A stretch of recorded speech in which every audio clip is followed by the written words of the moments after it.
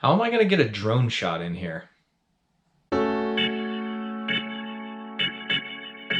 Hey, I'm Ben. I'm a huge fly fisherman.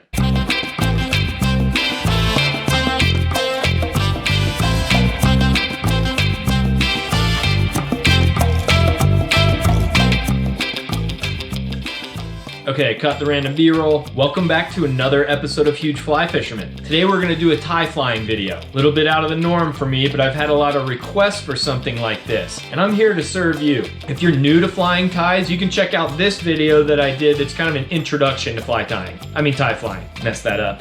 Today we're gonna be flying the goat roper stonefly. It's a good fly. This is a nymph. I like to call them nymphs. It's spring here in the western US and there are some big stonefly hatches coming up. And by big, I mean the bugs themselves are big, like that. Stoneflies. If you're struggling with insect identification, watch this video I made about aquatic entomology. I'll also leave a link in the video description. Okay, stoneflies. The big bugs will be hatching soon, but you can really fish stonefly nymphs all year round. Maybe the most popular stonefly nymph is the Pat's rubber legs. It is also a good fly. It's also called a turd, a pickle, or a girdle bug, although in my opinion, a girdle bug has a black chenille body and white rubber legs. That's the only thing you can call a girdle bug. Whatever, that's not important. The Pat's rubber leg is a great fly and you should have some in your box. The Pat's rubber leg is an attractor fly. It's an impressionistic fly. It doesn't look a whole lot like a real stonefly nymph. It just looks generally buggy. Sometimes I want a fly that is a little more realistic looking. That's when I use the fly that we're gonna talk about today.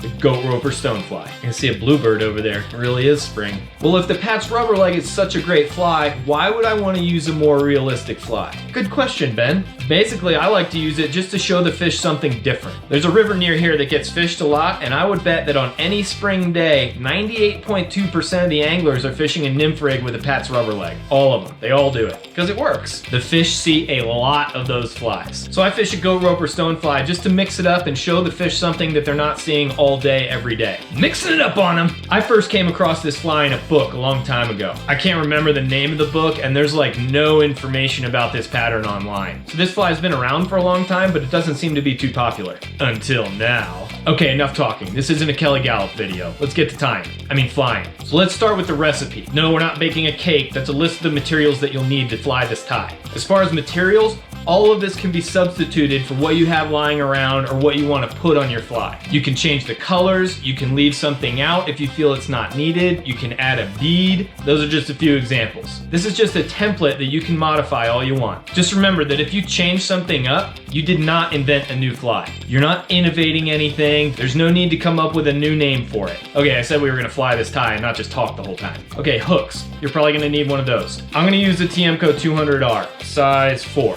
A lot of people do not like this hook, and that's fine. You can use whatever you want. Just use a long shanked hook. I like to use a hook with a curved shank. I think it makes the fly look better. You're also gonna need some thread. I don't care what kind. I'm gonna use gray. I don't even know what size it is. I'm just using whatever's on my bobbin. You're gonna need some lead wire. I'm using 020 here. You're gonna need some gold goose biots. That's a funny word, right? We're gonna use these for the tails and we'll put some on the front too. You're gonna need some tan wire for ribbing. You'll need some dubbing for the body. This is a rusty brown. You'll need a turkey tail feather for the wing case. And I'm gonna use Indian hen for the throat. Any soft hackle is fine, really. You're gonna want a beverage to keep yourself hydrated. I like a nice craft beer when I'm flying ties. All right, let's start this fly. Tie. Stick that hook in the vise, make sure it's tight, start your thread, wrap some lead wire where your thorax is gonna be. Tie in 2 biots for your tails, not too long, maybe about a hook gap is a good length. Proportion is very important in fly tying. You knew that, right? Tie in your tan wire for your rib and let it hang out. Now dub a nice tapered abdomen wrapping up to the back of the lead wire. Now wrap your rib, I like to counter wrap it, tie it off at the back of the lead wire. Tie in a piece of turkey tail for your wing case. If you have problems with your wing case splitting all the time, you can take your turkey tail and spray it with acrylic spray. That'll keep them from splitting. Sort of works. Now dub the thorax, a little fatter than the abdomen, make it look like the shape of the real bug. Now fold your wing case over and tie it in. Now I like to take some of this Indian hen and make a throat up front. I think it looks like legs. I like to tie it in like a soft tackle and make a couple wraps with it and then just pull the fibers down. Now take 2 more biots and tie them in like the wing on a prince nymph. I don't really know if these are supposed to be wings or antennae or what, but I think they look cool. So fly's basically done.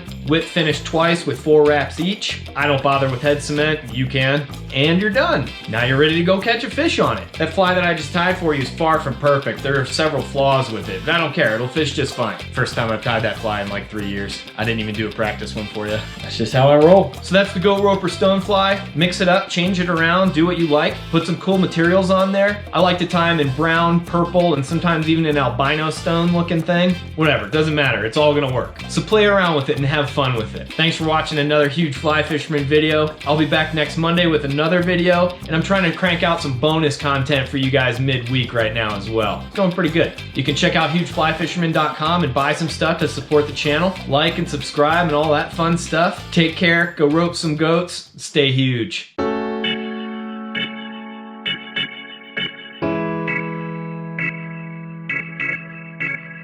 Bias is still a funny word.